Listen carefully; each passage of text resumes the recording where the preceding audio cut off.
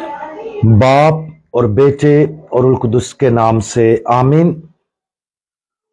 आज हम मुकद्दस मत्ती की अंजील उसका दूसरा बाब और उसकी आयत 13 पर ध्यानो ज्ञान करेंगे।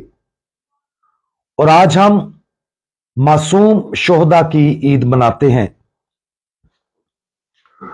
जब वो रवाना हो गए तो देखो, खुदावंद के एक फरिश्ते ने यूसुफ को ख्वाब में दिखाई देकर कहा, उठ बच्चे और उसकी मां को साथ लेकर मिस्र को भाग जा और वहां रह जब तक कि मैं तुझे ना कहूं।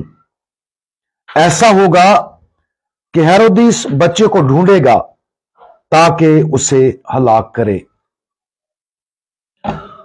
हमारी दुनिया में होने वाला अब तक का सबसे शानदार वाकया भी कुछ लोगों के लिए नफरत और गुस्से का सबब बना।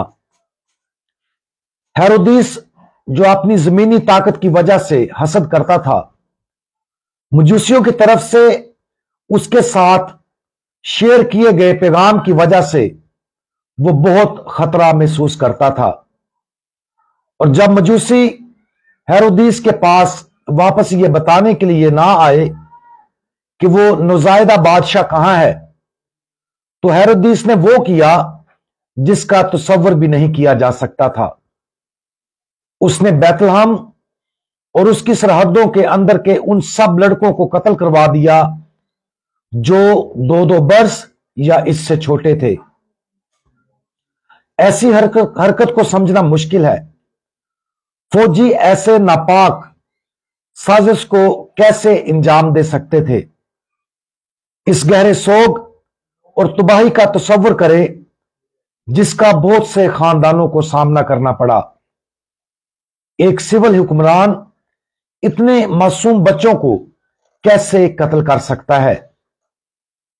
बिलाशुबा हमारे दौर और जमाने में बहुत सारे सिविल रहनुमा माओ के बतन के अंदर मासूमों को ज़बह करने की इजाजत देने के वहशियाना अमल की हमायत करते रहते हैं। इस तरह बहुत से तरीकों से हेरोदिस का अमल आज से मुख्तलिफ नहीं है। जब हम अस्काते हमल के बारे में सुनते हैं, आज भी बहुत सारे मुमालिक के अंदर इसकाते हमल को कानूनी हैसियत हासिल है और वो बच्चा जो इस दुनिया में पैदा होने का हक रखता है उसे मां के बतन के अंदर ही कत्ल कर दिया जाता है। मंदरजा वाला हवाला हम पर खुदा बाप की मर्जी को जाहिर करता है, जो ना सिर्फ अपने इलाही बेटे के तहफ़्फ़ुज़ के बारे में है बल्कि तमाम इंसानी जिंदगियों के तहफ़्फ़ुज़ और तक़द्दुस के लिए भी उसकी इलाही मर्जी है।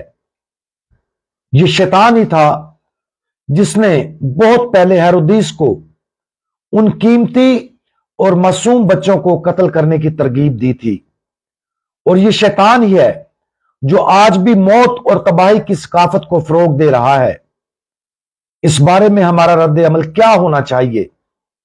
हमें मुकद्दस यूसुफ की तरह अटल अज़म के साथ सबसे ज्यादा मासूम और कमजोरों की हिफाजत करना अपना बुनियादी फर्ज समझना चाहिए। अगरचे यह नौजायदा बच्चा खुदा था और अगरचे आसमानी बाप ने बेशुमार फरिश्तों के जरिए अपने बेटे की हिफाजत कर सकता था, लेकिन यह बाप की मर्जी थी कि एक आदमी मुकद्दस यूसुफ उसके बेटे की हिफाजत करे। इस वजह से हम में से हर एक को बाप को हमें पुकारते हुए भी सुनना चाहिए कि हम मासूम और सबसे ज्यादा कमजोर, खास तौर पर मां के रहम में मौजूद बच्चे की हिफाजत के लिए हर मुमकिन कोशिश करें। आज अपनी जिंदगी के लिए खुदा की मर्जी पर गौर करें। किन तरीकों से खुदा हमें मुकद्दस यूसुफ की तरह बनने और सबसे ज्यादा मासूम और सबसे ज्यादा कमजोरों की हिफाजत करने के लिए बुला रहा है। हमें उन लोगों का सरपरस्त बनने के लिए किस तरह बुलाया जा रहा है जिनकी देखभाल की जिम्मेदारी हमें सौंपी गई है।